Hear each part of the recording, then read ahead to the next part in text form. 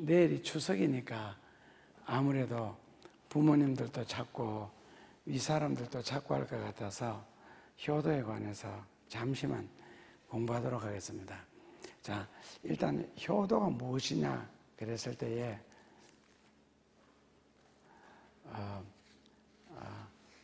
효도의 정의. 자, 효도란 무엇인가? 요거 들고 서는데도 팔이 무겁대. 성경책 드는데도 성경이 얼마나 무거운지.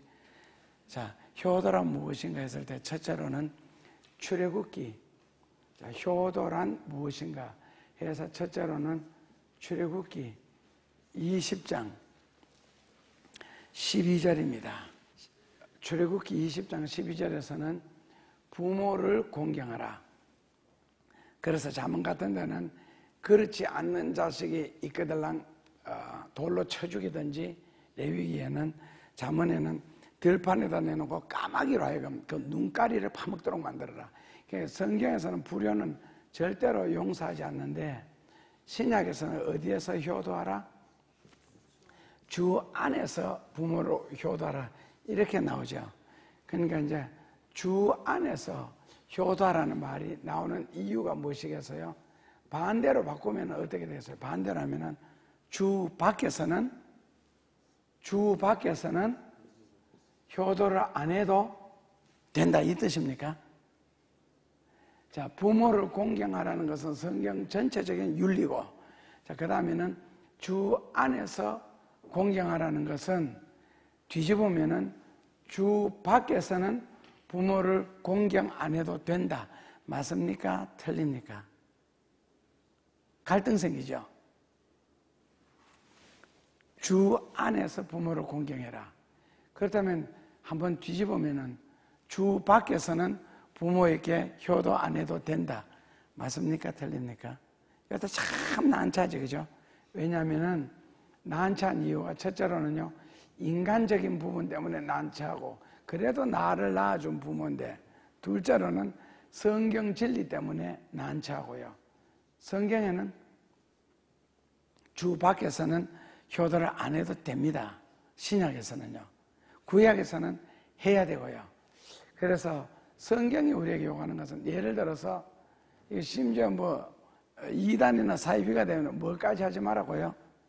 인사하는 것도 죄가 된다는 겁니다. 그때가 되면은 이 부분은 우리가 이미 자세하게 배웠는데, 주 밖에서는요.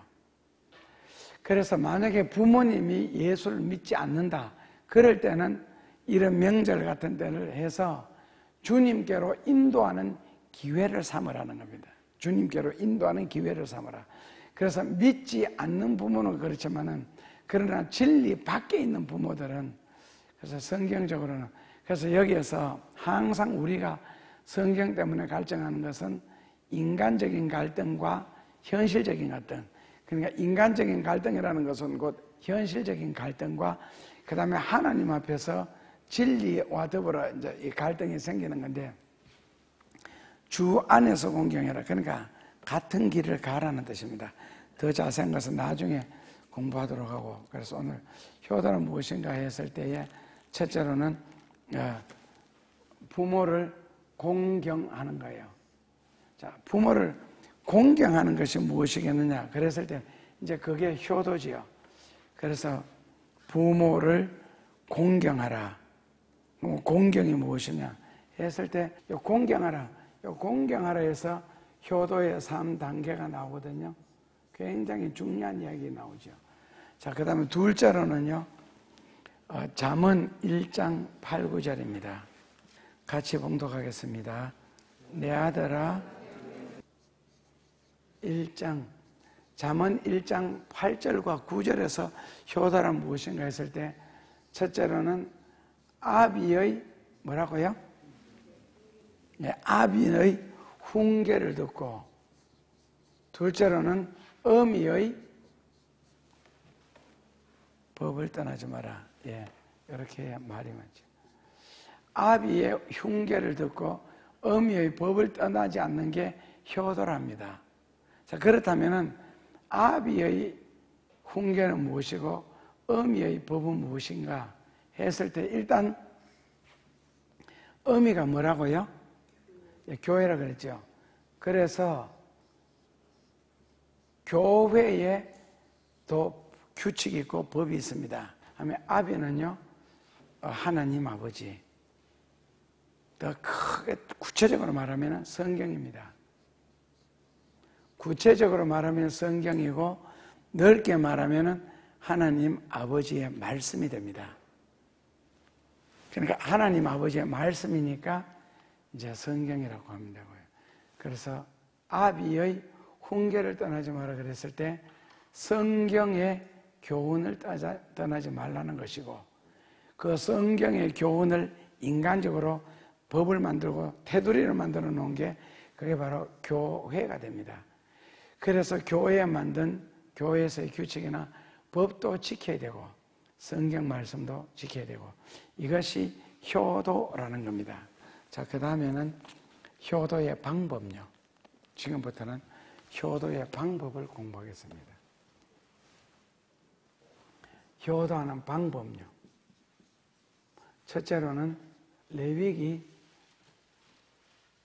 19장 3절요.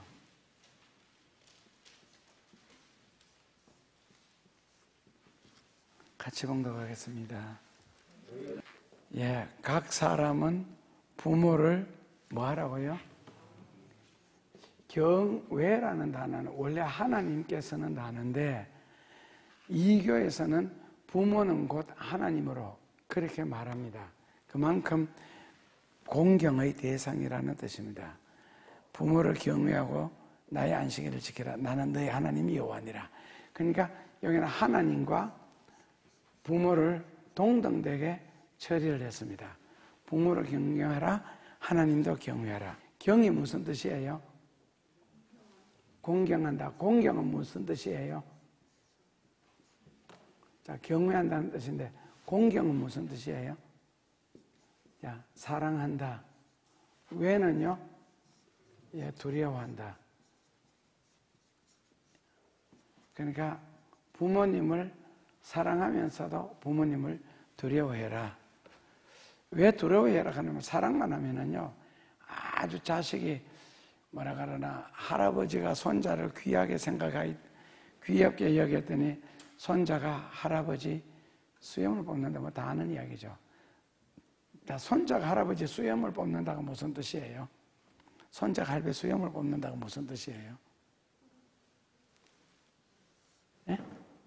그냥 쉽게 우리말로 풀어나가죠, 뭐. 버릇이 없다는 뜻 아니에요? 자, 그 다음에는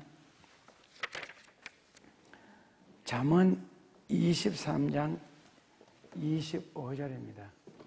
여기서 효도의 방법은요, 예, 즐겁게 해라. 즐겁게 해라. 다른 말로는요, 마음에 부담을 주지 마라. 부담을 주지 마라. 신경 쓰이게 하지 마라. 걱정을 끼치지 마라.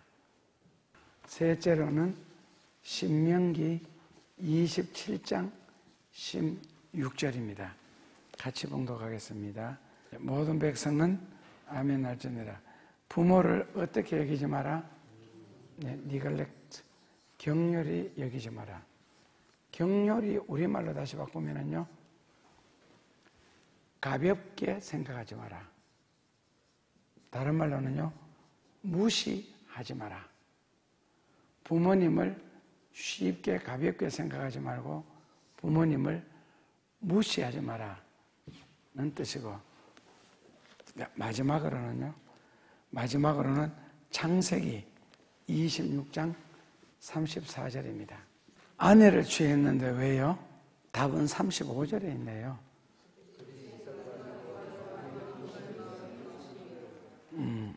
에서가 아내를 잘못 선택함으로 부모님의 마음에 근심거리가 되었습니다. 그러니까 장가 잘 가라는 뜻입니다. 결혼 잘 하라는 뜻이고요. 그러니까 자식 때문에 근심거리가 되지 마라. 부모의 근심거리, 걱정거리가 되지 마라. 효도하는 방법은요. 그래서 효도란 무엇인가 했을 때 이제 세 번째로는요, 효도의 단계, 효도의 3단계.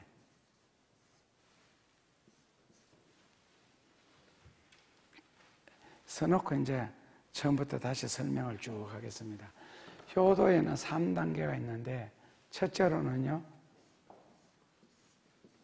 효도의 1단계입니다. 이것은요,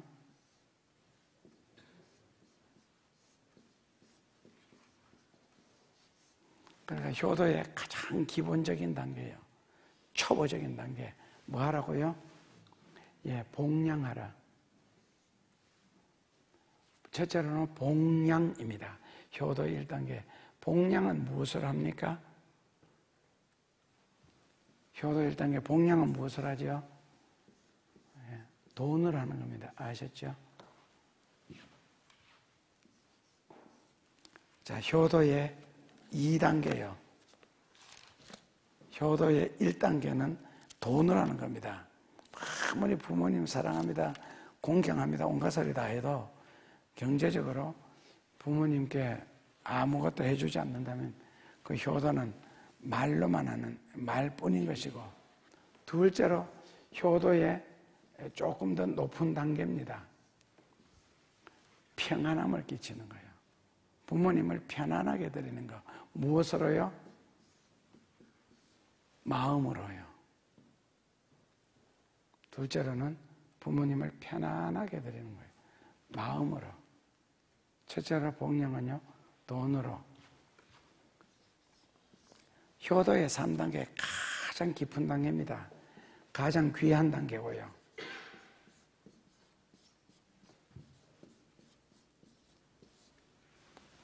양지입니다. 헤아릴 양자, 뜻지자. 양지.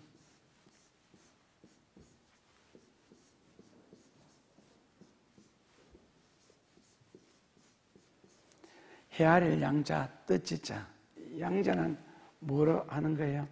봉양은 돈으로 하고, 평안함을 드리는 것은 마음으로 하고, 양지는요?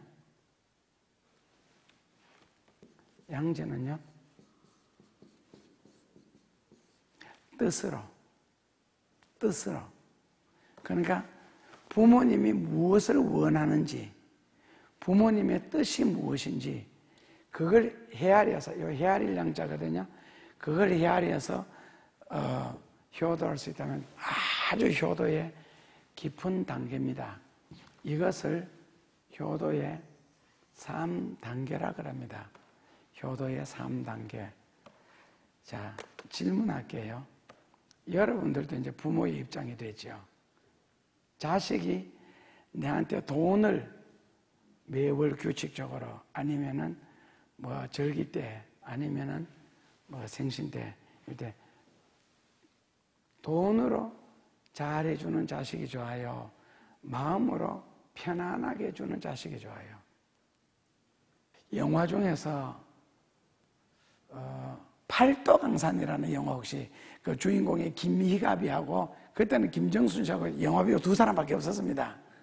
그러니까 딸을 8 낳아가지고 경상도 하나, 전라도 하나, 이런 식으로 하여튼 전국 팔도에다 시집을 다 보내었어요. 그리고는 이제 두 분이 딸 집에다가, 전부 사유지 아들이 없었으니까 딸 집에다 한 바퀴 신방하는 이야기예요, 영화가. 그러면서 봄, 여름, 가을, 겨울 해서 우리나라의 아름다운 경치를, 그 팔도강산 영화가 특징이 참 아름다워. 예를 들어서 전라도 같으면 내장산에 그 단풍 있잖아요. 그때 가시게 돼요. 그래서 쭉 하는데, 그 8남매 중에서, 8남매란다, 8딸 중에서 7딸이 다 잘 살았습니다. 한 딸만 유독 가난하게 살았습니다.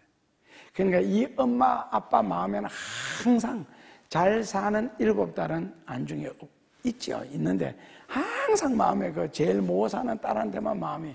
그래서 다른 위에 딸들이 돈을 주잖아요. 용돈을 주면 그걸 꼬깃꼬깃 모았다가 항상 그 못 사는 딸한테 갖다 줘요. 그러니까 못 사는 딸은 또 특징이 있죠. 착하잖아요. 착하니까 돈으로는 안 되는데 마음으로는 어머니가 그렇게 부모님을 평안하게 해주시는 거예요. 그런데 부모님 마음에는 항상 그 딸이 안 됐다는 거예요.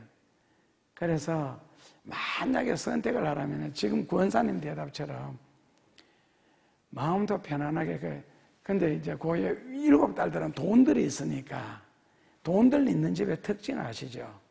평안함이 없고 사랑이 없는 거. 왜? 돈이 최고니까. 돈이 양반이고 돈이 효도를 하고 돈이 최고니까. 모든 걸 자본주의식으로 생각하는 거예요. 돈 있는 사람들, 물질 중심으로. 그러니까 이제 위에는 예를 들어서 언니가 좀 더 좋은 차 타고 오잖아요. 그럼 집에 가면 이제 붙어 싸우는 거예요, 부부끼리. 언니는 이게 이제 자꾸 비교하면서.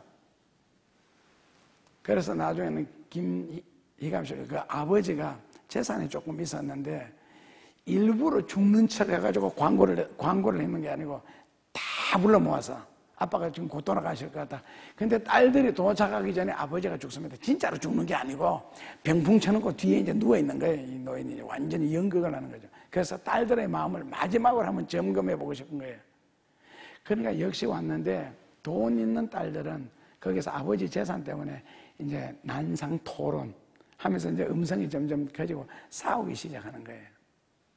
그리고 역시 가난한 딸은 처음부터 끝까지 이제 울기만 하는 거예요. 아빠 하면서 계속 울기만 해요. 근데 이제 결정적인 순간에 아버지가 벌떡 일어나요. 그 다음에 뭐 설교 안 해도 되겠죠. 그 다음에 아버지가 큰 설명 안 합니다. 재산 줄 딸을 결정하는 거예요. 선정하는 거죠. 역시 평소에 가난하기 때문에 그 딸을 주는 게 아니고 있는 집에는 있는데 덧붙임으로써 더 잘할 수 있는데 그래서 아빠가 이제 뭐 다른 딸들도 요만큼씩 섭섭하지 않게 하는데 그 심성이 제일 착한 딸에게 모든 걸 다 물려주게 됩니다. 그 영화의 스토리 한 40년 됐나 벌써. 그때 봤는데도 아직 기억이 나네요. 그러니까 세 가지 중에서 부모님에게 한 가지만 선택해라. 그러니까 뜻 따르는 거 이런 거는 뭐 상당히 수준 높은 이야기니까 3번은 빼고 돈을 주느냐 마음을 평안하게 해주느냐 한 가지만 선택하라 했을 때에 한국의 부모님들이 과연 어디를 선택할 것 같아요? 예를 들어서 돈은 잘 벌어서 주는데 첫날만에 자식끼리 싸운다든지 부부끼리 늘 싸운다든지 안 그러면 말썽을 일으켜가지고 계속적으로 부모님의 마음에 근심이 된다든지 그런 자식을 원하겠어요? 아니면은 둘 중에 하나만 권사님은 만약에 한 개만 선택하라 그러면은 돈을 주는 자식을 선택하겠어요? 마음을 평안하게 해주는 자식 역시 좋죠. 역시 그러니까 돈보다는 그 잠언에는 이제 이런 걸 가지고 또 잘 나오자는 거죠. 부부로 비유했잖아요. 잠언에는 육선이 고기가 가득한 집에 부잣집에 큰 집에 살면서 부부가 싸우기보다는 들판에 나가서 텐트를 오두막 집을 짓고 여간 채소를 먹으면서 화목한 것이 낫다. 그러니까 이제 이스라엘 남자들도 많이 당했는가 봐. 그 잠언 읽어보면은요. 얼마나 부부지간에 붙어 싸웠으면 그리고 이제 아내 편에서 얼마나 바가지를 긁어대었으면은 들판에 나가서 오두막집 짓고 우리말 보면 텐트 치고 채소 먹는 것이 이 집에서 고기 먹는 것보다 니하고 사는 것보다가 저게 낫다라고 까지 나오겠어요. 얼마나 바가지를 심하게 긁었으면. 그래서 저도 한국 부모라면은 대략 다 2번을 선택하지 않을까. 그러나 더 좋은 것은 돈도 좀 이건 뭐 금상첨화고요. 돈까지 좀 뭐 이것처럼 더 좋을 수가 없는 거죠. 그런데 양지라는 것은 헤아릴 양자 뜻지자 부모님이 과연 내게 무엇을 원할까?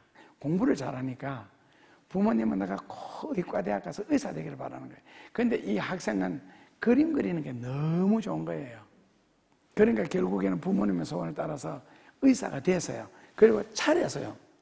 의원을 하나 차려놓고는 그 다음에 옆에다가 그림방을 다시 차려요. 결국에는 그만두고 자기가 하는 그림을 그리게 되는. 그런 경우에는 3번이라고 부모님이 돌아가시니까 그 다음에 내가 하고 싶은 이야기 하는 거예요. 일을 하는 거예요. 요즘 부모님 같으면 과연 그 정도까지 원할까? 요즘 대체로는 야야 네 원하는 대로 해라. 대체로 그렇게 하는데 하여튼 어떤 면에서 이 아들은 착한 아들이죠. 부모님이 계실 동안에는 부모님이 원하는 대로 다 그렇게 해드리고 돌아가신 후에 그 다음에 자기가 그림 그렸다는 거예요. 헤아릴 양자 뜻이죠. 그런데 이제 사람이 일생을 이렇게 살아가다 보면은 참 많은 걸 겪게 되는데 자기 생이라는 게 있거든요. 자, 내가 산다 그랬을 때 내 삶이 이게 다시 두 가지로 나누어졌을 때 나의 어떤 꿈, 그 다음에 계획, 어떤 목적 이런 것을 가지고 사느냐 아니면은 주님의 뜻을 따라 사느냐 여기에 따라서 또 다를 것 같고 여기에 따라서 부모님이 내게 원하는 게 다를 것 같아요. 자, 예를 들어서 그냥 뭐 우리 집에 딸이 하나 있는데 나는 이 딸이 시집을 가서 알을 펑펑 낳아가 업고 이고 배고 걸리고 이렇게 해서 친정을 오기를 부모님은 너무 원하는데 그런데 이 딸은 죽어도 시집 가기 싫어. 그럴 때는 어떤 하나님의 계획과 부모님의 요구 이런 게 부딪혔을 때는 어떻게 해야 되죠? 어느 쪽을 먼저 선택해야 되죠?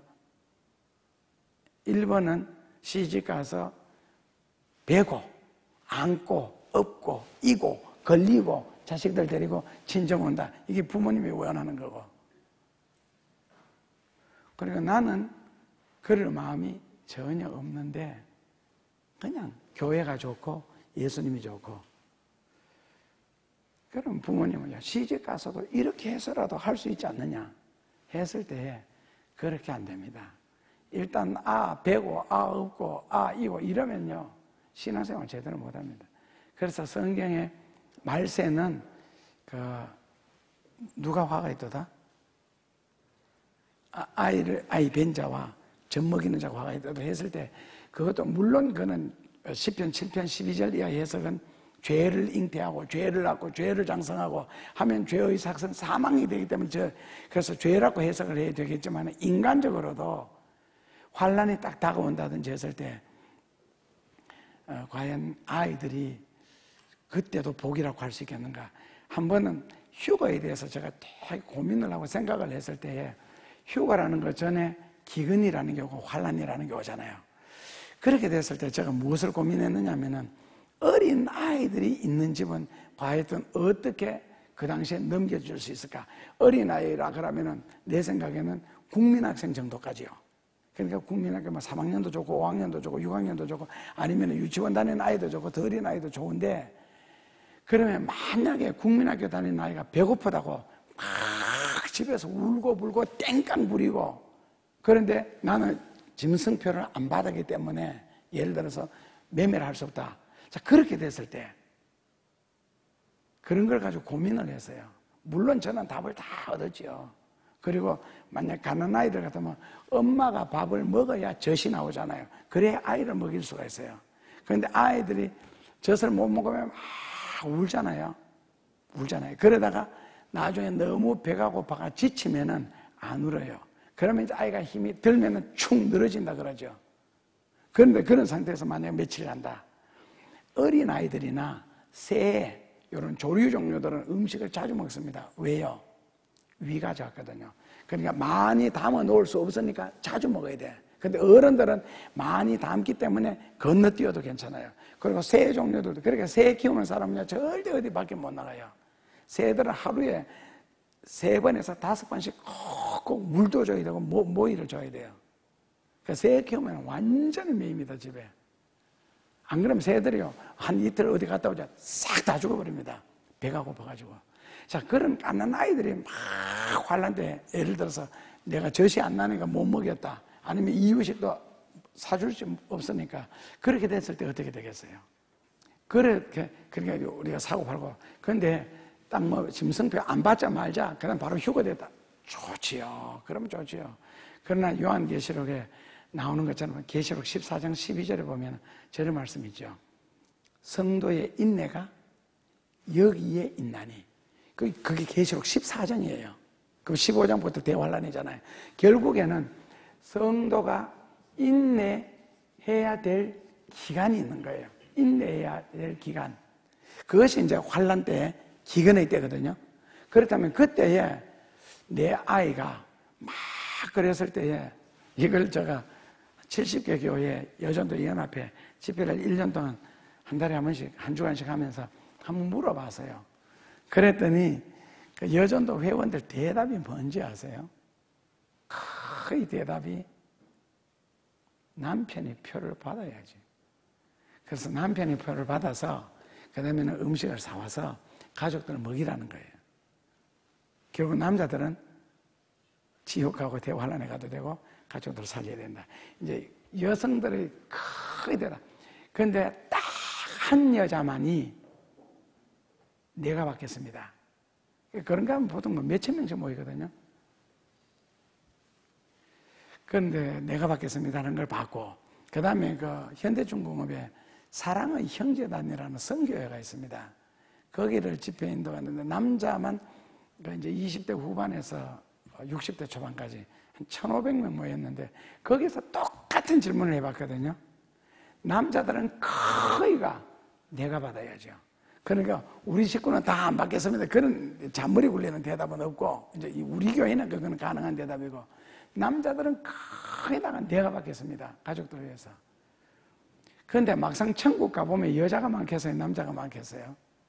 그런 걸 보면서 다 역시 남자는, 남자의 머리가 예수님이잖아요. 그리고 여자의 머리는 남자잖아요. 그래서 남자들이 역시 책임감이 강하다 하는 그런 느낌을 들었어요. 그런데 그때 가서 남자가, 자, 예를 들어서 이걸 방글라데시 신학교, 방글라데시에 가면은 수도가 다카고, 다카 유니온 연합신학대학에 가서 한번 이 강의를 했어요. 강의하니까 결국 강의하다 포기를 해서, 왜냐하면 통역하는 선교사님이 말귀를 하나도 못 알아듣겠대요. 무슨 설교하는지 지금 하나도 모르겠대. 그러니까 지난번에 우리 네팔에서 왔던 선교사님, 예수 믿으면 구원받는데 결국 그 수준에서 해야 되는데 성경 공부를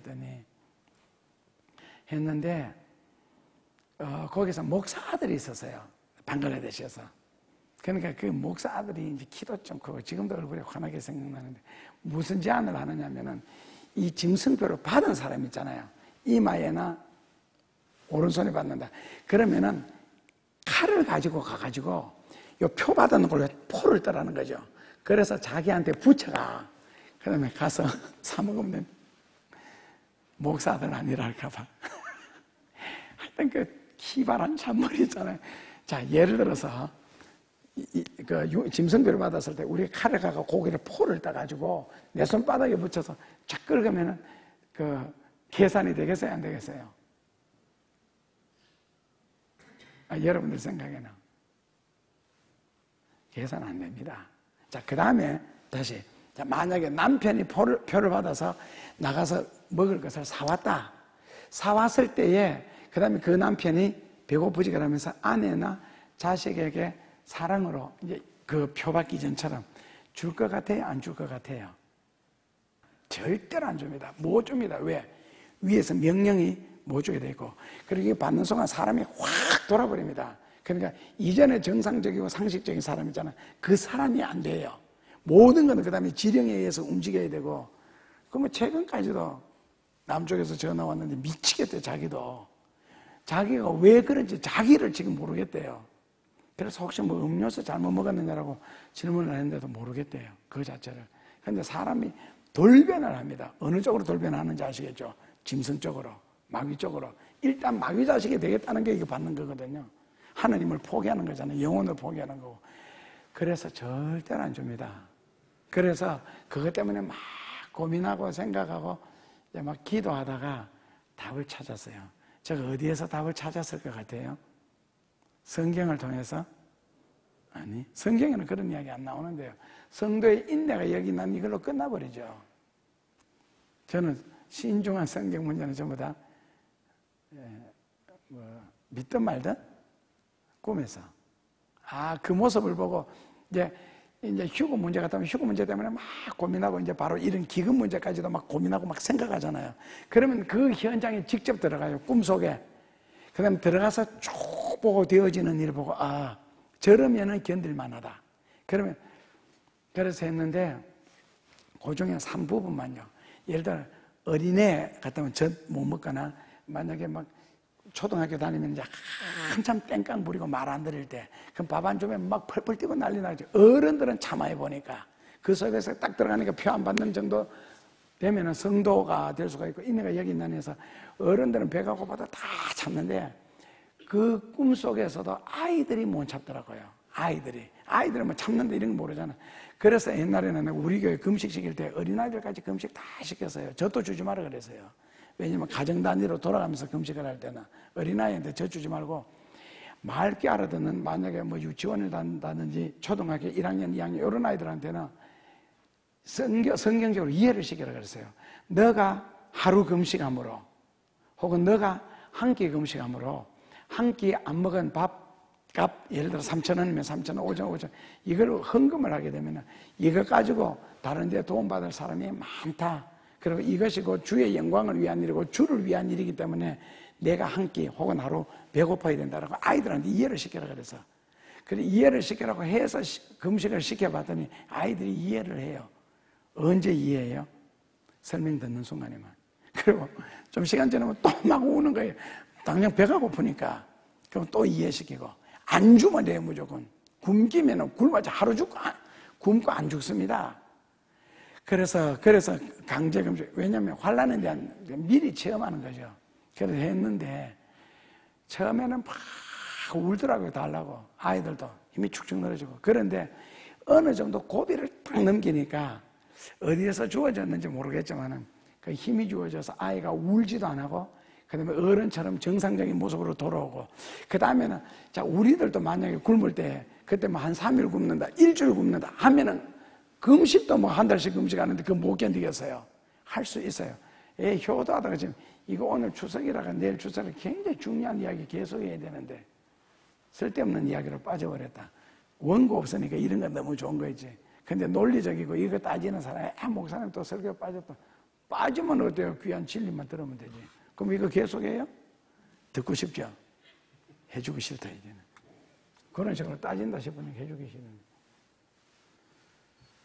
그래서 요것만 그냥 결론적이게 하는데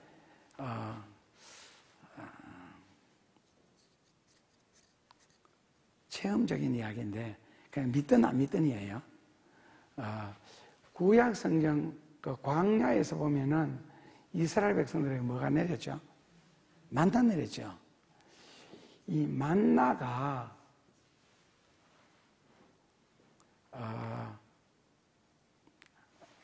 그냥 살을 가지고 기도원에 금식 기도라고 했어요. 원래 장기 금식 들어갈 때는 처음부터 들어가는 게 아니고 서서히 음식을 줄여 들어가거든요.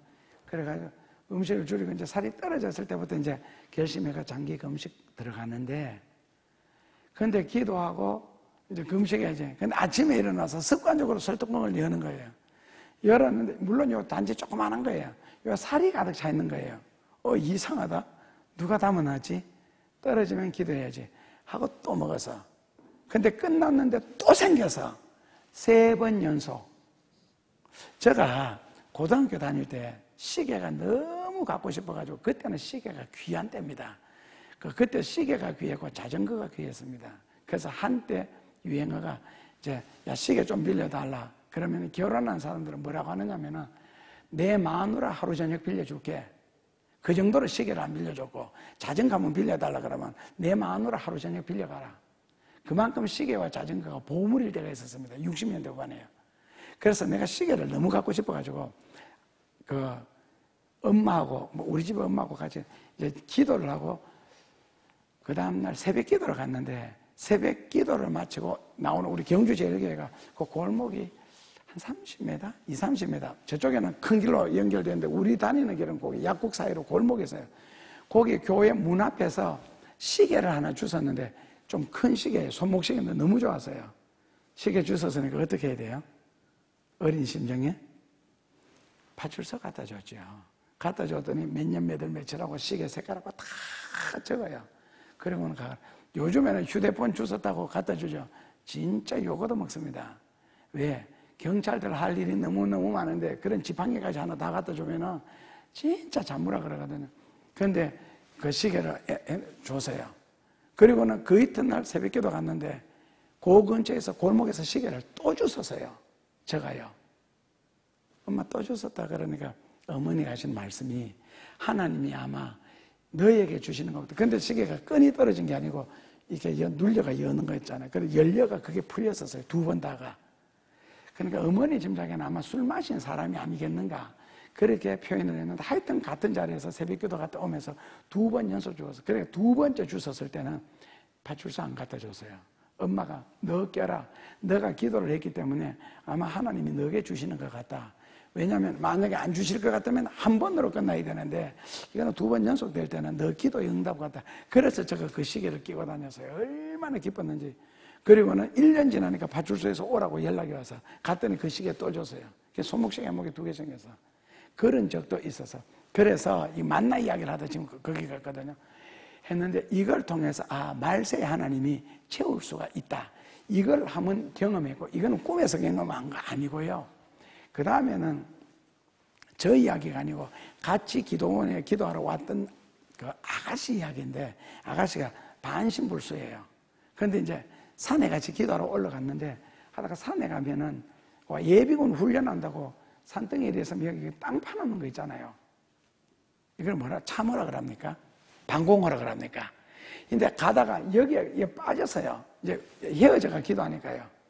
그 빠졌는데 안전뱅이니까 여기를 못 올라오는 거예요. 그래서 여기에서 자동 일주일을 금식 기도를 하게 됐어요. 우리는 기도하고 이제 밤에 기도하고 새벽에 내려가는데 왜 안 내려오지? 왜 안 내려오지? 근데 하여튼 기도 열심히 하겠지. 간절하게 했지.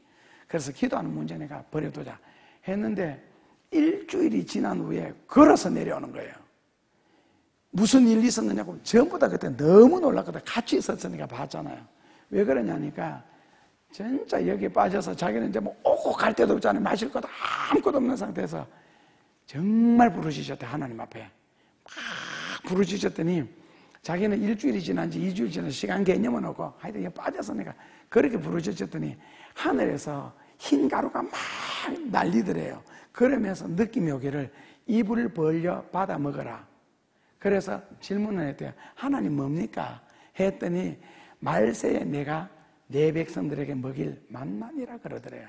그런데 신기한 것은 이걸 막 그러니까 이제 여기 앉아서 입을 벌려서 막 이렇게 막 하면서 받아먹는 흉내 내겠죠. 근데 입안에 하여튼 느낌이 이제 실제로 먹었는지 모르겠는데 근데 그거 먹고 좀 있으니까 몸에 힘이 쫙 생기더래요. 그리고 배가 한 개도 안 고프더래요. 갑자기. 그래서 힘이 생겨서 일어나고 싶더래요. 그런데 일어난 거예요.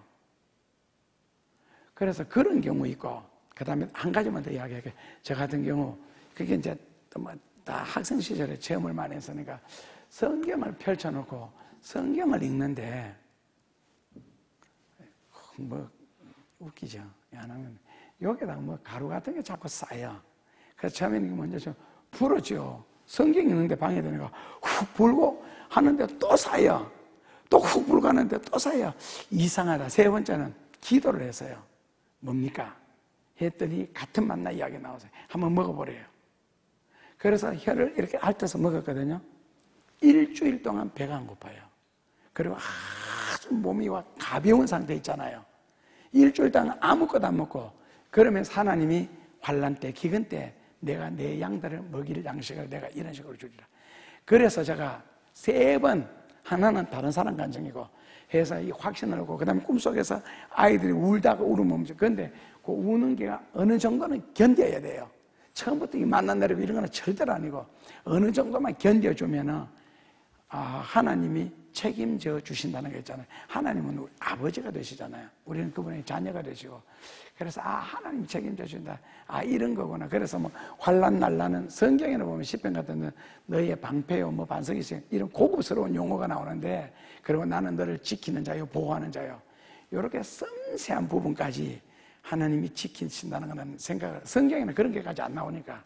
그래서 이런 체험을 통해서 하나님이시니까. 그렇지. 그래야 우리가 살지. 아니면 우리가 어떻게 환난을 견디겠느냐. 그리고 난 이제 휴거가 딱 되는 거예요. 휴거 되는 장면도 또 다 봐서 하늘에서 내려와가지고 하는데 참 황홀했어요. 근데 내가 마지막에 타기 전에 내게 맡겨주신 영혼 누가 못한 사람 없나 싶어서 살폈는데 산 밑에서 누가 막 부르면서 뛰어 올라오는 거예요. 아이였어요. 마지막에. 그래 그 아이가 타고 그 다음에 내가 타고 이렇게 쭉 올라가는, 같이 올라가는 장면이 있잖아요. 꿈이니까.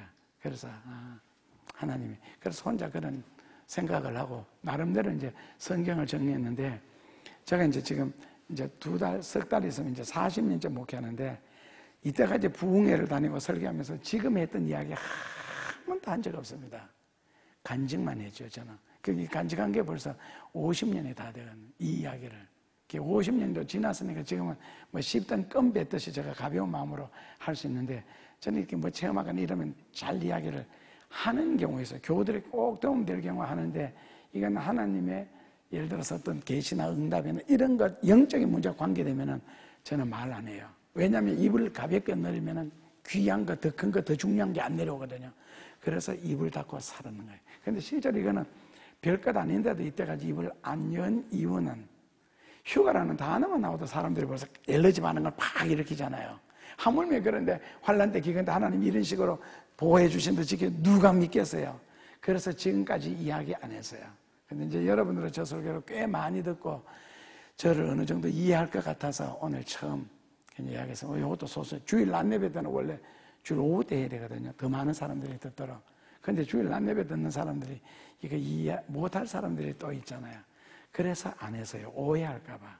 그래서 저는 그 환난이든 기근이든 어떤 확신도 꽉 차 있고, 인간적인 말로 바꾸면 자신 있는 거죠. 괜찮다고. 걱정 안 해도 된다고. 그래서 성경 말씀에 대한 이제 확신과 더불어 주어지니까 너무너무 좋아. 그래서 구약은 신약의 그림자라 그러잖아요. 그렇다면 만나도 그림자 아니에요? 그래서 만나는 실제적으로 보면 만나는 신학적으로는 예수 그리스도가 돼야 답이 맞습니다. 그런데 예수 그리스도가 만났는데, 그러면 예수님이 다시 우리에게 만나를 주시겠죠. 구약에서 내렸던 게 환난 때 다시 한번. 그래서 전도서에도 나오고 예측하고서는 역사란 무엇인가라는 책에도 나오고 다시 반복되는 거 있잖아요. 회진하는 거예요. 그래서 하나님이 그냥 만나로 끝났다가 아니고, 하나님의 한 번 역사는 해 아래 새 것이 없기 때문에 계속 필요에 따라서 역사가 일어납니다. 여러분들의 인생의 과정에도 마찬가지입니다. 여러분들 살면서도 뭐 어려울 때도 있고 힘들 때도 있고 또 편안할 때도 있고 괴로울 때도 있고, 근데 이게 도는데 딴 사람이 그런 체험을 했던 성경이잖아요. 그게 내한테도 그대로 들어오고 내 인생에도 내한테 그대로 돈다는 거. 그거 하시면은, 그렇게 성경 하나의 사건은 절대로 하나의 사건으로 끝나는 게 아닌 것 있잖아요. 모세 시대 때 뭐 홍해가 갈라지고, 그 다음에는 뭐 물이 변하여 피가 되게 하고, 그 다음에 하는 그런 것들, 또 그 하나님이 이 앞으로 저를 통해서 하실 일들, 실제로 가서 이렇게, 이상하죠, 이런 소리 들으니까. 괜찮아요? 예, 뭐 여러분들 믿든지 말든지. 근데 앞으로 하나만 더 이야기해. 아주 제가 어렸을 때 하나만 이야기하는 게, 체험 이야기하면 저는요 수도 없고 끝도 없습니다. 왜냐하면 항상 영안이 눈 뜨고 제가 그 학생 생활을 했기 때문에, 그리고 무려 7년 동안이나, 그리고 앞으로 될 일을 거기서 굉장히 많이 받고, 앞으로 만날 사람도 많이 만났는데 어떤 사람 딱 만나면, 이 사람 옛날에 안면이 있는데 어디서 만났을까? 혹시 저 만난 적이 없어요? 물어보면 자기는 나를 처음 만난대. 근데 알고 보면 이미 이거 눈 뜨고 살았을 때 그때가 다 구체적으로 본 사람들이에요. 그래서 나는 두 번째 만나는 거예요. 그 사람이 영적으로 한번 만나고 지금 현실에서 지금 만나고 그게 전부 다 40, 50년 전의 이야기잖아요. 빨라도 3, 40년 전의 이야기고. 그런데 이제 앞으로 말세에 대한 어떤 그래서 제가 좀 더 살아야 돼요. 아직도 죽으면 안 되고. 그게 뭐냐면은 두 가지인데 학생 시절에 본 것은 이제 기도하다가 이게 굉장히 큰 평야가 펼쳐졌는데 요즘에는 그걸 그림을 보니까 브라질 같은데 이런데 원시림 있잖아요. 아프리카는 원시림 없어요. 브라질 같은데 아마존에 그 원시림을 쫙 예를 들어서 내가 비행기 타고 가듯이 가는 게 아니고 그 원시림의 모습이 쫙 지나가는데 원시림은 아니고 그런데 하여튼 나무들이 지나가는데 그 사이즈가 좀 작은 나무들 내 키보다 작고 뭐 이 정도 된 나무들 수도 없이 펼쳐지면서 지나가는데 간혹 가다가 큰 나무들 우리가 말하는 장송이라는 거 있잖아요. 굉장히 큰 소나무들이 여기 하나 저기 하나 띄엄띄엄 있어요. 그래서 그 장면이 다 지나가고 난 뒤에 다시 기도하면서 질문을 했죠. 하나님 이게 뭡니까? 했더니 그 큰 나무 본 거 있잖아요. 그게 이제 말세 사명자들. 그래서 진짜 사명자들은 그만큼 귀하다 그러는 걸 깨달았고 그 다음에 이제 이건 완전히 다른 이야기예요. 끝나고는 그런 이제 시인자들의 모습이었고 그리고 한 번은 기도하는데 들판이 나타났는데 들판에 곡식들이 잘 자라고 있어요. 자라고 있는데 아직 곡식들이 꽃이 피고 이제 열매들이 막 맺혔는데 익지는 않았는가. 그랬을 때 이런 이야기 해도 되나? 말세의 마지막 역사에서 계시록 11장에 나오는 게 있잖아요. 이제 그 체험을 제가 아주 구체적으로 했어요. 그래서 익을 백성과 익지 아니할 백성 있잖아요. 제가 뭐 이렇게 했을 때에 그리고 물이 변화에 피가 되게 하는 물이 변화에 피가 되게 하는 건 아무것도 아니에요. 그 순간적인 기적이고 그보다도 훨씬 더 크고 놀라운 것들 참 많이 9시 넘었네 벌써. 그래서 어렸을 때부터 기도하면서 이 계시록의 말세 마지막에 두 증인의 역사 있잖아요. 이 둘이라는 말을 오해를 해서 그런데 그 말세 마지막 증인의 역사에서 해야 할 일들 그런 것 같은 것 가지고도 체험을 참 많이 해놨어요. 그래서 중요한 것은 아까 이제 딸 시집 가서 이고 배고 뭐 이런 이야기하다 이쪽으로 빠졌는데 이제 그 이야기 결론 맺으면은 결국 내가 살아야 할 길이 있고 사람이 원하는 길이 있는데 우리가 어느 쪽을 순종하며 가야 되겠느냐는 거예요. 모든 면에 있어서. 그러니까 주님을 따라야. 그래서 주 안에서 공경하라. 이 말을 다른 말로 바꾸면은요.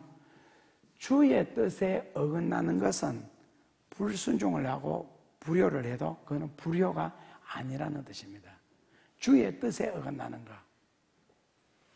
그러니까 체험이라는 것은 설명 안 되어지는 부분이 참 많잖아요. 그죠? 이번에 장례식 치를 때도 예배 안 되게 인도하기 전에 계속 부담을 줬거든요. 밖에 비 온다고. 그때 딱 예배 마치고 나오니까 비 한 방울도 안 내리잖아요. 이제 그런 경우에도 괜찮습니다. 내가 집사, 그런 일을 하는 경우를 집사라 그러거든요. 옛날에 부잣집의 집에서 가정일을 돌보아주는 사람을 집사라 그럽니다. 그래서 계획한 대로 순서대로 진행하세요. 시간 되면 제가 예배 인도합니다. 그리고 나갑니다. 밖에 비옥수가 좋은데요. 시간 되면 나갑니다. 진행하세요. 그러니까 우리는 다 차례대로 딱 예배 끝나고 나가보니까 날씨가 딱 비 한 방울도 안 내리잖아요. 그런데 그걸 앞에서 설명을 못 한다고. 지금 같은 경우에는 하나님이 체험을 시켜주셨으니까 설명을 하는데 그래서 옛날에 이제 신학하기 전에 개척교회 할 때는 왜 설교가 눈에 보였잖아요. 문장이. 외국어 자막 내려가듯이. 그 다음에 신학을 하기 시작하고부터는 음성이 들렸잖아요. 그리고 그 음성 한번 들리기 시작하면 평균 6시간에서 7시간씩이요. 그리고 이제 목사가 된 후에부터는 보이는 것도 없어져 버리고 들리는 것도 없어져 버려서 이제는 성경이 있으니까 결국에는 우리가 이제 말씀 좋다 그러잖아요. 이 말씀 좋은 게 그냥 말씀이 아니에요. 성경이라는 것 자체가 요한복음 1장 1절에서 이 말씀 자체가 곧 하나님이잖아요. 결국 누가복음 1장 37절에서는 이 말씀은 능치 못함이 없다. 결국 성경에 대해서 확신이 있고, 그리고 그 성경을 내가 소유했다면요, 뭐가 세상에 두렵겠어요. 그리고 강단에서 목사들이 큰 소리 치는 거 보면 희한하잖아. 됩니다. 괜찮습니다. 그거요, 배우의 능력, 배우의 역사, 배우의 힘 못 믿으면요, 그거 못합니다. 절대로. 그래서 저 같은 경우에는 됩니다. 성격적으로 저는 그거 못하잖아요. 부흥사가 아니니까. 저는 사경사지 부흥사가 아니에요. 사경사는 성경을 잘 가르치는 사람을 사경사라고 그러거든요. 그래서 사경회를 인도하지 저는 부흥회 인도하지. 그래도 설교하고 막 부흥회 인도에 마지막에 찬송 부르고 통성기도 갈 때는 부흥회식으로 인도하는데, 그래서 결국에는 말씀이 있고 말씀에 대한 확신이 있다면은, 그러니까 어떤 코미디가 영국에서 그런 말을 했대요. 목사님들은 성경이라는 진실을 가지고 거짓말처럼 사용하고, 코미디언들은 가짜를 가지고 진실처럼 사용한다. 참 뼈 있는 말이에요. 왜 그러냐면은 그냥 심각하지 않는 거예요. 이 말씀에 대한 심각한 거, 말씀에 대한 오묘함, 그리고 말씀의 능력 자체를 체험이 없어서 그래. 그냥 신학 졸업하고 성경 구절 읽고, 그 다음에 이 책 저책 보고 짜집기 해가지고, 그 다음에 말 서론 보는 결론. 한 번은 노트를 가지고 아빠는 설교 준비해왔다는 거예요. 네가 어떻게 했니? 그러는 거야. 아빠가 설교하는 거 가만히 들어보니까 일하더라면서 동화 이야기를 제일 앞에 넣고, 그 다음에 성경 어디서 주워 들었는지 하여튼 하고, 그 다음에 결론 요렇게 해가지고 왔더라고. 이거 설교 아니냐고.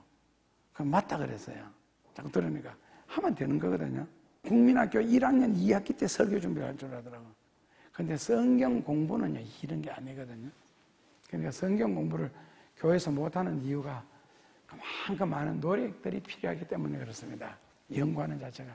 그래서 말씀 자체가 곧 하나님이고, 말씀 자체가 곧 능력이고, 그렇다면은 그 말씀에 대한 확신만 있다면은 글쎄 뭐가 두려워요?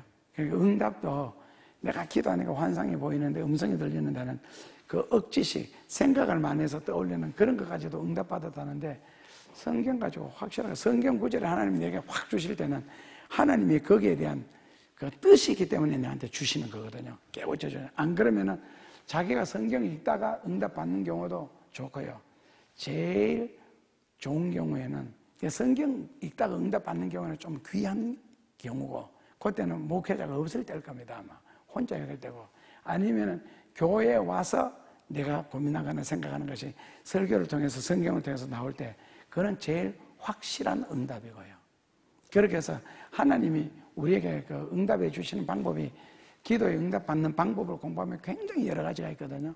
이제 직접 체험하는 경우 있고, 직접 깨닫는 경우가 있고, 그 다음에는요, 강단을 통해서 가장 흔하면서도 가장 좋은 방법이죠. 목회자만 말씀에 바르게 섰다면은. 그래서 말씀 듣다, 저거는 내보고 하는 소리다. 저거는 내게 꼭 맞는 말씀이다. 할 때는 맞습니다. 그게 응답이라고 생각하시고, 그렇게 순종하고 따라서 하시면은 거의 아마 틀림이 없을 겁니다. 그대로 진행될 거예요. 효도 시작했다가 그냥 엉뚱한 것으로 마쳤는데, 예수님, 하늘에 달이 가득해졌습니다. 들판에는 오곡과 백과가 익어가며 주인의 손길을 기다립니다. 높고 맑은 하늘을 주신 예수님, 감사합니다. 우리도 이상과 신앙을 맑은 가을 하늘처럼이나 높게 가지게 하시고, 들판에 가득 찬 오곡 백과들처럼이나 우리 가슴 속에, 삶의 현장 속에 익어가는 꿈들이 가득하게 하소서. 그리고 주인께서 취하시는 날, 주인에게는 기쁨이, 우리에게는 한없는 영광이 되게 하여 주옵소서. 사모하는 가슴들 가득하게 하시고, 살면서 걱정하지 말게 하시고, 시대를 바라보며 오늘을 살게 하여 주시고, 너무나 멀리 생각지 말게 하시고, 예수님, 말씀 한 구절 한마디를 통하여 하나님의 넓음과 깊음을 아울러 체험할 수 있도록 축복하시고, 영적인 것과 육적인 것도 함께 이루어짐을 꼭 깨닫게 하여 주옵소서. 예수님 이름으로 감사하며 기도하옵나이다.